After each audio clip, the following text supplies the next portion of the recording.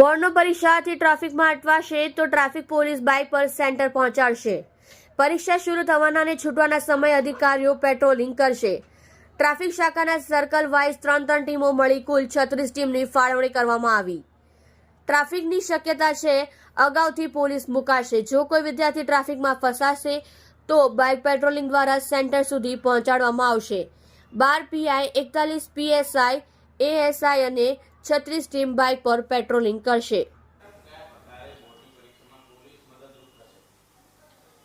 ધોરણ 10 અને 12માની જે 11 તારીખથી પરીક્ષા ચાલુ થઈ રહી છે, એમાં આપણે સૌ જાણીએ છીએ કે સમગ્ર સુરત સિટીમાં મેટ્રોના કામકાજ ચાલી રહ્યા છે અને જેના લીધે ક્યાંક ને ક્યાંક બોર્ડના વિદ્યાર્થીઓને કોઈ પણ ટ્રાફિકની સમસ્યાનો સામનો ના કરવો પડે તે માટે માનનીય સીપી સાહેબ અને માનનીય જીસીપી સાહેબના માર્ગદર્શન હેઠળ આપણે અલગથી એક ટ્રાફિકનું વ્યવસ્થાપન સ્મૂધ રહે તે પ્રમાણે ગોઠવણી કરી છે, જેમાં મુખ્યત્વે સિટીના તમામ જંકશનો અને ખાસ કરીને જે જગ્યાએ મેટ્રોના કામકાજ ચાલે છે એ જગ્યાએ અલગથી સ્પેશિયલ ફોર્સની ફાળવણી ટ્રાફિક વ્યવસ્થાપન માટે કરવામાં આવેલી છે. સાથે સાથે સુરત શહેરના ટોટલ 12 સર્કલ, 41 સેમી સર્કલ અને 36 અમારી બાઇકની પેટ્રોલિંગ ટીમ કે જે સર્કલ વાઇઝ 3 હશે, એમને એવા લોકેશન પર રાખવામાં આવી છે કે જ્યાં જનરલી મેટ્રોનું કામકાજ ચાલે છે અથવા તો વધારે પ્રમાણમાં સ્કૂલો આવેલી છે. એવા લોકેશન આઈડેન્ટિફાઈ કરી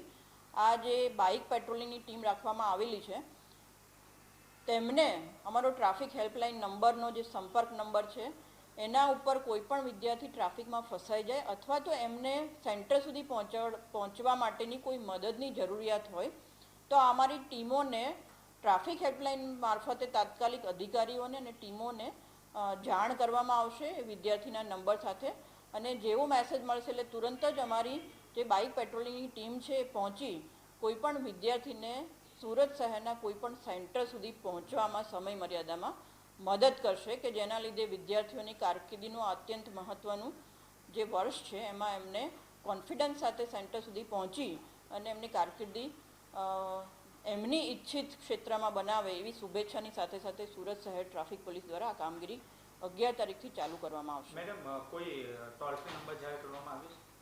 એક નંબર જોઈ લો, 7434. ઓકે, જોઈ લો. ઉભા રહેજો, એક મિનિટ. હા.